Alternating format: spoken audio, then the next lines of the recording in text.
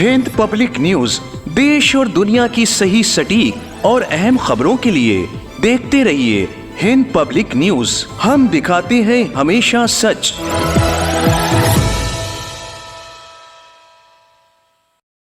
नाज़रीन आदाब, मैं हूं अतहर काज़मी और आप देख रहे हैं इस वक्त खास स्पेशल प्रोग्राम। इस वक्त मशरिक़ वस्ता यानी गल्फ कंट्रीज के दरमियान जो कशीदगी है उसके बारे में आपको बहुत सारी चीजें मालूम है, लेकिन कुछ चीजें आप सोशल मीडिया पर देखते हैं तो बहुत सारी उसमें र्यूमर्स होती हैं और फाल्स खबरें आप तक पहुंचती हैं।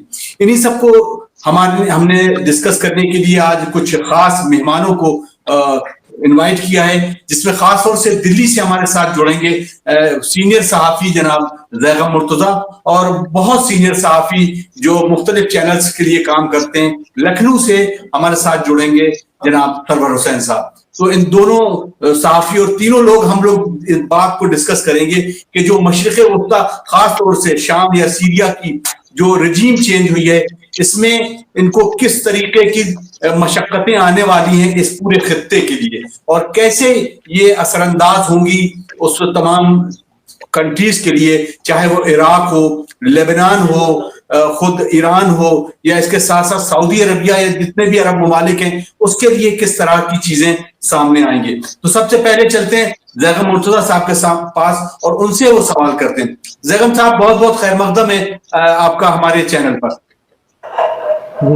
शुक्रिया।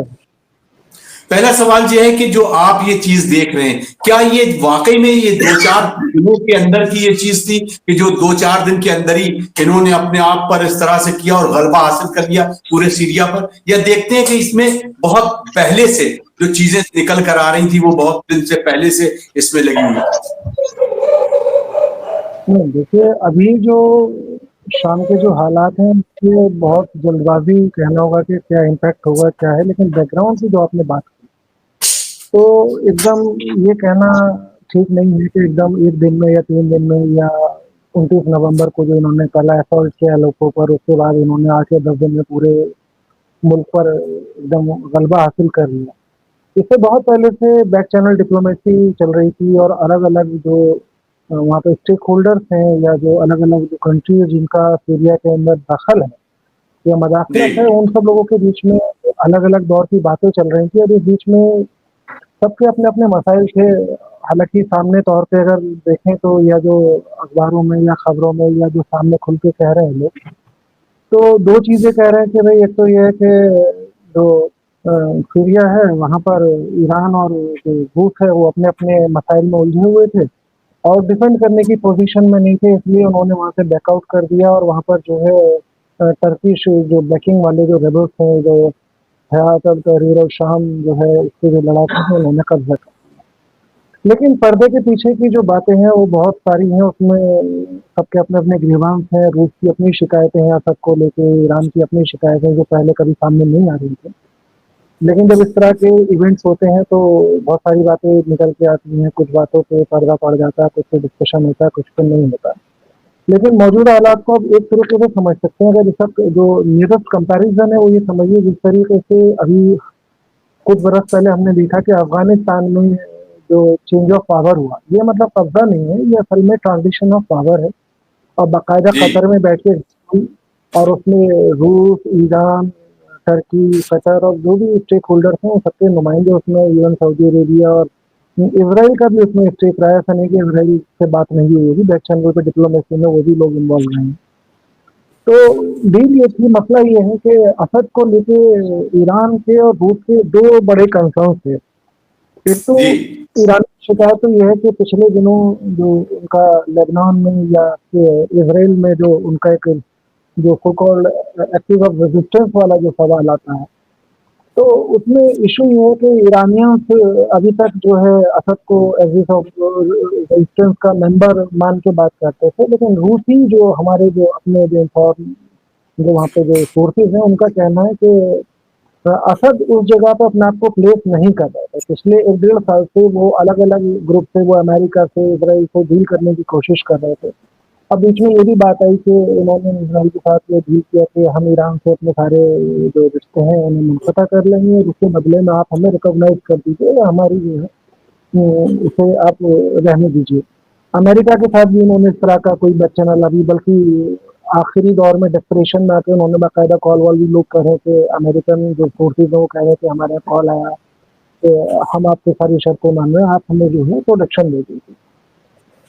ईरान का ये कहना है कि चलिए अभी जो हमारे साथ सरवर हुसैन साहब भी हैं, उनसे भी बात करते हैं। सरवर साहब, किस नजरिए से आप देखते हैं कि ये आप समझ रहे हैं रशिया और ईरान की क्या एक इसमें शिकस्त आप देख रहे हैं, उसे किस रुख से देखते हैं इस पूरी रिजीम के चेंज होने पर? नहीं, बात शिकस्त की नहीं है।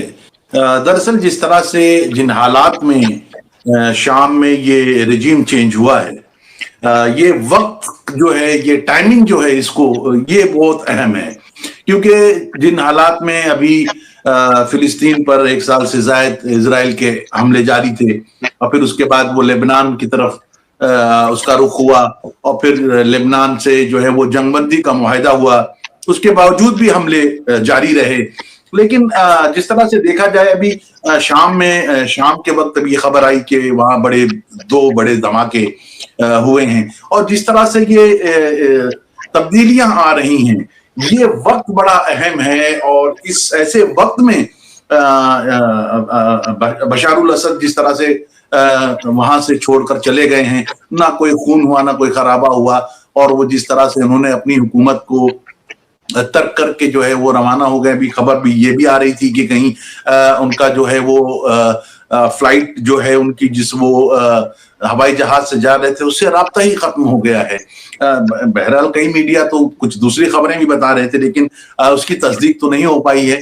लेकिन बावजूद इसके कि जिस वक्त में ये सब कुछ हो रहा है, ये बहुत ही अहम है। ये ईरान के लिए भी दर्द-ए-सर है, रशिया के लिए भी दर्द-ए-सर है, और दूसरी हुकूमतों के लिए भी दर्द-ए-सर है, क्योंकि इसका असर, इसका जो साइड इफेक्ट है, वो सिर्फ जो है वो शाम में नहीं होगा, बल्कि इसका असर पूरी दुनिया पर पड़ेगा।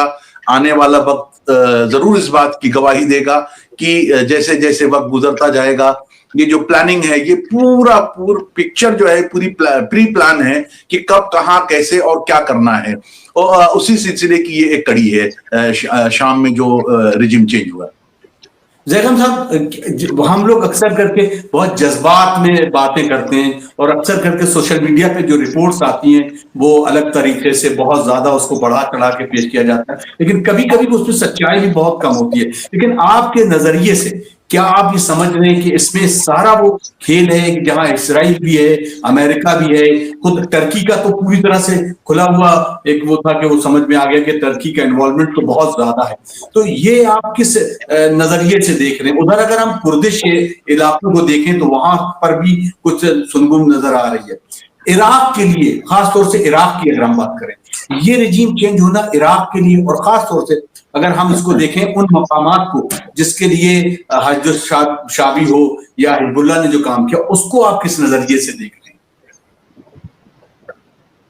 अगर हम इराक के सिलसिले में अगर हम बात करें, और जैसा आपने पहले कहा कि हम बड़ा जज्बाती होकर बात करते हैं, तो दोनों चीज़ों में थोड़ा सा एक फर्क ये है कि आप ये समझिए, ईरानियंस को अगर ये लगता है कि सीरिया में हमारे जो सिख हैं या जो हमारे मकसद हैं वो अगर कहीं अटक रहे हैं, तो वो किसी भी हाल में असद को छोड़ के वहाँ से मूव आउट नहीं करते। जाहिर सी बात है, अगर वहाँ से मूव आउट किए हैं तो उससे पहले उन्होंने अपने लॉजिस्टिक्स को वहाँ से पहले मूव किया, उससे पहले उन्होंने जाहिर सी बात है बैक चैनल डिप्लोमेसी या जो भी बातें चल रही थी, तो उसमें जो हमारे पास जो खबरें हैं उसमें ये है कि उनका एक डील ये हुआ कि भी जो हम जो पावर का जो ट्रांसफर है, उसमें लार्वोव का बयान भी आया था, बल्कि कतर में जो उनकी बैठक के बाद में, कि भाई सभी पक्ष जो हैं या जो सभी पार्टीज हैं वो इस बात पर राजी हो गई हैं कि भाई हम लोग जो है सिविल वॉर को एंड करेंगे और इसे एक पावर ट्रांजिशन जिसमें इंक्लूसिव सरकार बने।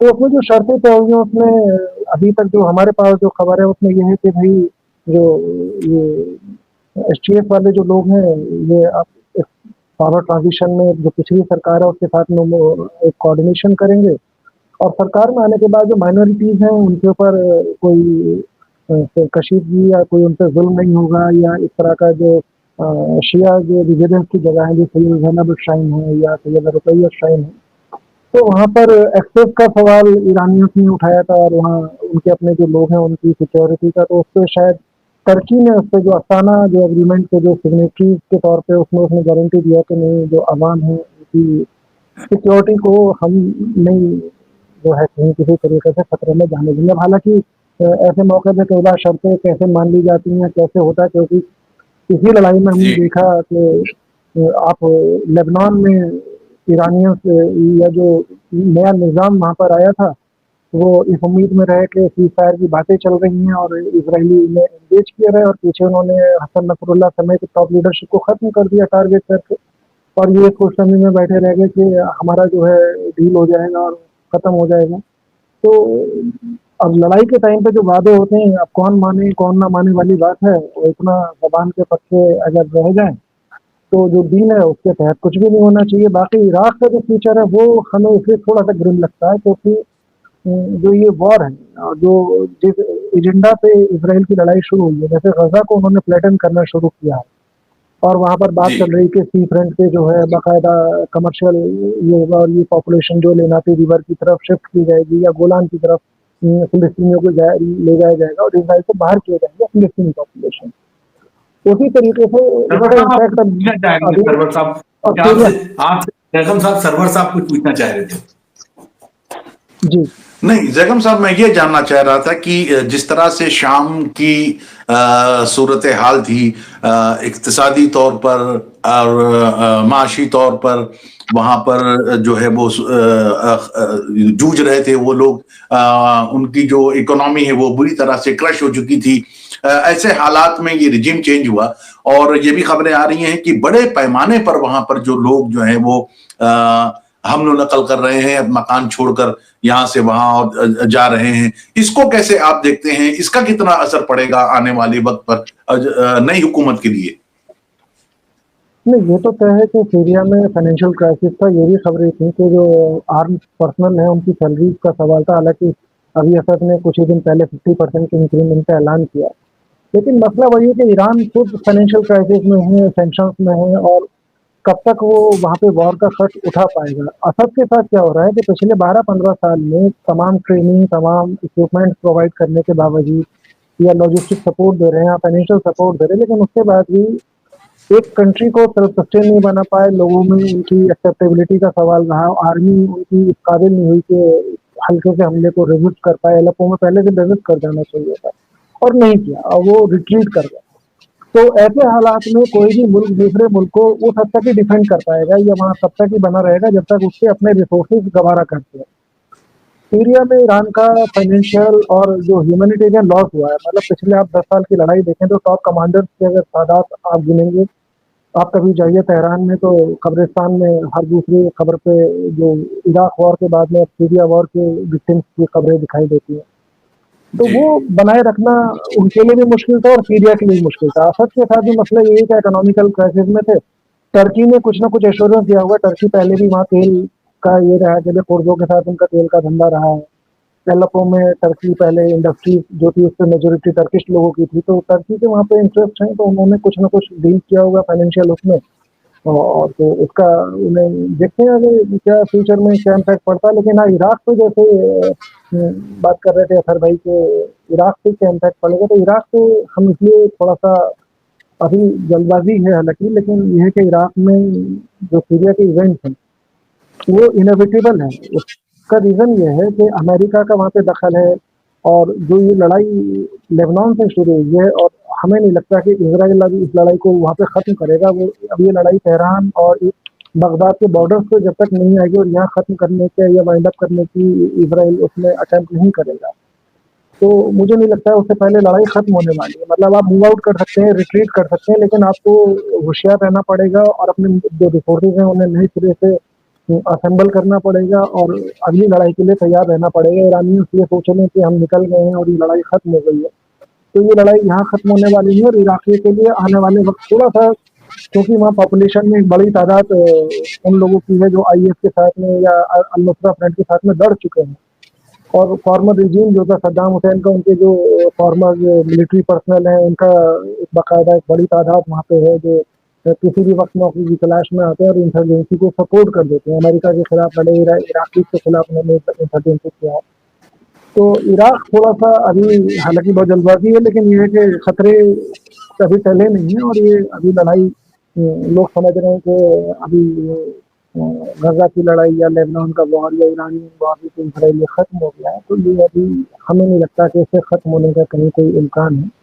ये लड़ाई अभी लंबी जहीम जाएगी। साहब, अभी जैसा कि मैं माफी चाहता हूं, आपको मैं बीच में रोक रहा हूं। जिस तरह से भी जो वीडियोस वायरल हो रहे हैं कि शाम में नीम फौजी दस्ते और जो दूसरे सिक्योरिटी फोर्सेस हैं, वो शाम में जो मज़ारे मुक़द्दसात हैं उनकी हिफाजत के लिए जो है वो कूच कर चुके हैं, रास्ते में हैं। इवन जो है वो कुछ वीडियोस ऐसे भी वायरल हो रहे हैं जिसमें इंस्ट्रक्शंस दिए जा रहे हैं कि किस तरह से हमें जो है वो बीबी ज़ैनब के रोज़ों को हमें जो है वो हिफाजत करनी है।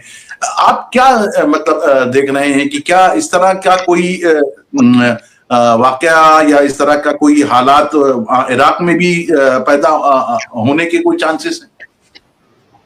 नहीं, इराक में प्रोटेक्शन वाले लेवल पे या करबला या दूसरे जो या समरा वगैरह है, वहाँ पर तो ये वाला भी हालात अभी हम नहीं देख रहे थे जल्दी में, या ऐसा कोई वहाँ सिक्योरिटी थ्रेट है। और ये वाली बातें के साथ मोबिलाइजेशन हो रहा है, ये इराक के अंदर मोबिलाइजेशन हो रहा है, हो सकता है हो रहा हो, लेकिन सीरिया में हमें नहीं लगता कि सीरिया में कोई बहुत बड़ा मोबिलाइजेशन है। वहाँ पर जो कल या परसों तक का जो लास्ट इंफॉर्मेशन ये था कि वहाँ पर फातमीन जो ब्रिगेड हैं या जो वहाँ पर लोकल जो शाम में जो इन्होंने मोबिलाइजेशन ब्रिगेड बना रखे थे, उसके कुछ अफराद वहाँ पर थे, उन्होंने रजिस्ट भी किया और उनका ये कहना है कि भाई हम यहाँ पर कोई ब्लंडर ऐसा नहीं होने देंगे। लेकिन कोई मोबिलाइजेशन हो रहा है, ये इस तरह के वीडियोस ये सोशल मीडिया पे मिस इन्फॉर्मेशन वॉर के टाइम में बहुत ज़्यादा फैलता है।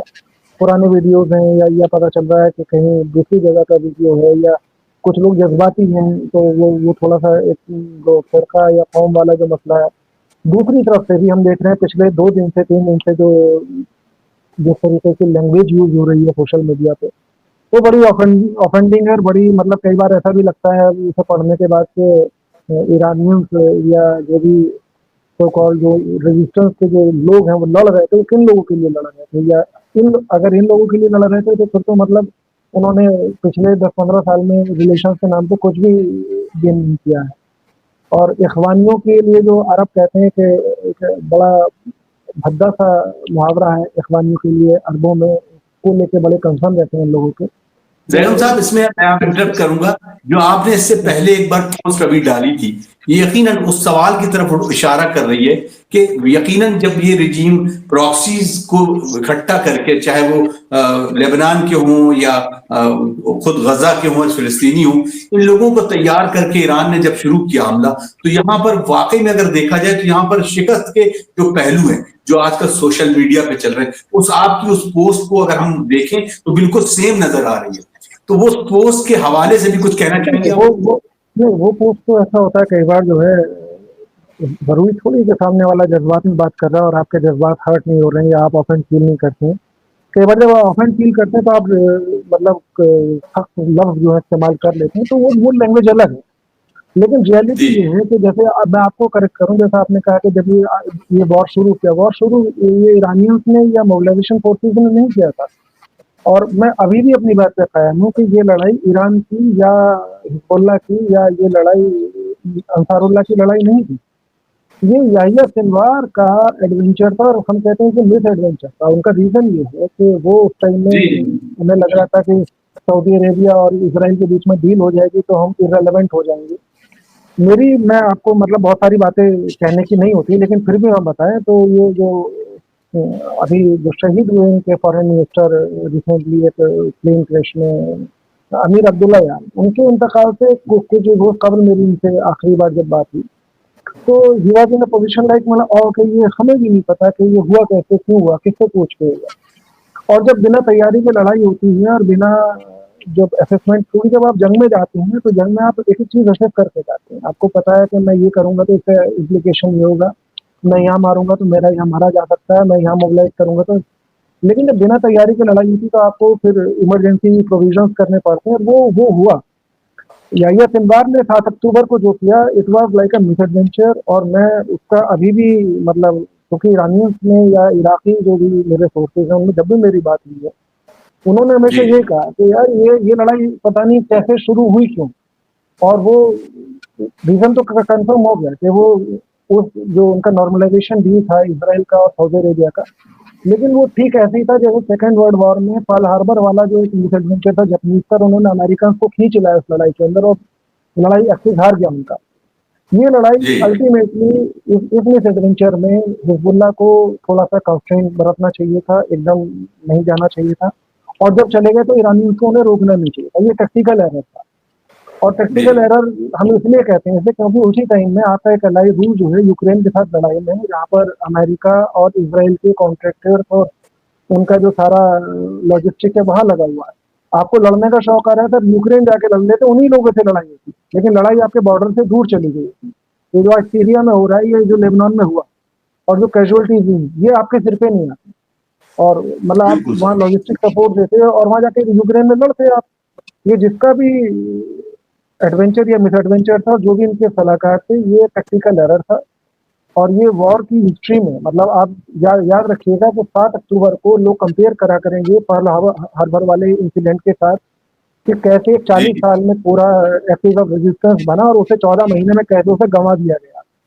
और गंवाने का सिर्फ एक गलती, मतलब एक लॉजिस्टिक एरर हुआ, एक टेक्निकल एरर हुआ, और उसे आप अभी तक जो है उसका खमियाजा भुगत रहे हैं और अभी भुगतते रहेंगे। और ये लड़ाई आखिर में बिल्कुल वहाँ चलते रुकने वाली चलते नहीं हम है। दोनों मेहमानों से आखिर बहुत में मैं सवाल- चलने से पहले मैं माजरा चाहूंगा डिस्टर्ब करने के लिए। अतर काजमी साहब से मैं एक सवाल मैं करना चाह रहा था। अतर जी। काजमी साहब, आप जिस तरह से इस सिनारियो को देख रहे हैं और जिस तरह से आज ही जो है वो रशियन डेलीगेट्स और ईरानियन और भी दूसरे मुल्कों के लोगों का एक डेलीगेशन बैठा और सूरत हाल का जायजा ले रहा था, कैसा आप देख रहे हैं इसको? क्या सॉल्यूशन निकल कर आएगा? क्या आपको इसके बारे में कोई इल्म है? देखिए, इसमें इसके बारे में कहना बड़ा मुश्किल है, क्योंकि जैसा मैं पहले भी कहा है कि जंग शुरू तो होती है, उसका खत्म करना बड़ा मुश्किल होता है। और हकीकत अभी यही है कि अभी समझ में ही नहीं आ रहा कि कौन किसके साथ है और कौन किसके अगेंस्ट है। जहां चीजें अरब ममालिक की, तो ये शुरू दिन से ही ये पूरा एक कंसेंसस था जो इजराइल, अमेरिका और जो नाटो के साथ था, वो अरब ममालिक ने पहले ही दिखा दिया था, क्योंकि इनकी अवाम ये नहीं चाहती थी कि फिलिस्तीन और गजा वाली जो चीजें हैं उस पर अवाम का रद्द अमल दूसरी तरह से था। तो कुछ चीजें हल्की फुल्की इधर से उधर हो रही थी, लेकिन आने वाले दिन वाकई बड़ी परेशानी को रहे, और उसकी ये कहा जा सकता है कि अभी आने वाला टारगेट शायद यहां से शुरू होके इराक तक पहुंचे और फिर इराक के बाद फिर ईरान तक। अभी कहना जल्दबाजी होगा, जैसा जैगम ने कहा कि उसको किसी तरह से देखना, ये एक देखने वाला होगा कि अब तमाम मुल्क यानी खास तौर से अक़वाम मुत्तहिदा का क्या रद्द अमल होगा, किस तरह से पीस वहां पर डेवलप होगी। और ये खाली वो नहीं है, बल्कि तकफीरी जो लोग हैं इनकी वजह से जो चीजें बिगड़ रही हैं, वो अतबात आलिया जहां तक है, बीबी जैनब का रौजा है, और उसके इर्द गिर्द जो चीजें अभी भी जहां शुरू हैं, उस पर जो चीजें होंगी, उसके आने वाले दिनों पर क्या असरात मुरतब होंगे, ये कह पाना बहुत जल्दबाजी होगी। तो मेरे ख्याल से जी जैगम साहब, चलते चलते बस बहुत एक छोटा सा सवाल है कि इसको किस हालात में देखते हैं और इसका सलूशन कहाँ से निकल के आता है? देखिए, हालात तो अगर हम अगर अपना एक्सपीरियंस देखें, जो तालिबान के साथ में जो डील का जो इम्पैक्ट है, अभी तक पिछले 1-1.5 साल में ईरानियन बॉर्डर पुरसुकून रहा है। वहाँ पर शिया अवाम के जो मजालिम शुरू में हुए क्योंकि जाहिर सी बात है जब एनआरसी फैलती है तो लंपट और जो इस तरह के जो ग्रोह हैं इनके हाथ में निजाम आता है, तो लूटपाट और ये सब चीज़ें तो भी होंगी। ये तो सिक्योरिटी का कंसर्न एक अलग है। लेकिन एज अ नेशन मुझे नहीं लगता कि सीरिया में बहुत ज़्यादा जो है अभी एकदम लोग रिजीम जो आया है वो बहुत ज़्यादा रिस्क लेने की पोजीशन में होगा, या लोगों को एजुकेट करने की, या पड़ोसियों से, या और उन्हें मालूम है कि सीरिया इतना मजबूत नेशन नहीं है। इस तरह से जियोग्राफिकल सिचुएशन है तो ईरानी और रूसी उसमें किसी भी दिन दाखिल होकर रिवर्ट भी कर सकते हैं। तो आप इसे मान के चलिए कि मतलब सीरिया अभी क्लोज चैप्टर नहीं है। जब तक क्लोज है, जब तक वहाँ सुकून है। और अगर वहाँ पे शर्तें फूटेंगी तो ईरानियों को वहाँ वापस जाने में मुझे नहीं लगता है, क्योंकि लॉजिस्टिक सारा इराकी बॉर्डर पे है और दाखिल होने में कोई बहुत टाइम नहीं लगेगा, और वहाँ से दमिश्क बहुत ज्यादा दूर नहीं है। जी बहुत बहुत शुक्रिया। सरवर साहब, आपका रिएक्शन बिल्कुल आखिर में चाहेंगे कि क्या आप इसको किस नजरिए से आखिरी सोल्यूशन किस अंदाज में देख रहे हैं? सोल्यूशन इसका तो मेरे ख्याल से इजराइल के पास होगा, क्योंकि इजराइल जिस तरह से घेर रहा है, पहले तो उसने लेबनान से जंगबंदी करके शाम को निशाना बनाया और फिर फिलिस्तीन को ब्लॉक किया, और फिर ये इनको जो है वो ब्लॉक करके उसका हदफ सिर्फ और सिर्फ ईरान है। और आने वाले वक्त में ये हम जरूर देखेंगे कि ईरान एक बार फिर बड़े निशाने पर होगा। बहुत बहुत शुक्रिया दोनों मेहमानों का। जैगम बहुत बहुत शुक्रिया, सरवर साहब बहुत बहुत शुक्रिया हमसे जुड़ने का। यकीनन नाज़रीन आप से इस तरह के तमाम डिबेट और तमाम डिस्कशन करते रहेंगे, देखते रहिए, हमारे साथ जुड़े रहिए, और बस एक कोशिश ये है कि आप तक सही और सच्ची डिबेट, सच्ची डिस्कशन, सच्चा मुबाहिसा कहें, वो आप तक पहुंचाने की कोशिश करेंगे। अपने मेजबान अतहर काज़मी को इजाजत दीजिए, और खास गुजारिश है कि हमारे चैनल को सब्सक्राइब करें, वीडियोस को ज्यादा से ज्यादा लोगों तक पहुंचाएं। तब तक के लिए खुदा हाफिज़। खुदा हाफिज़।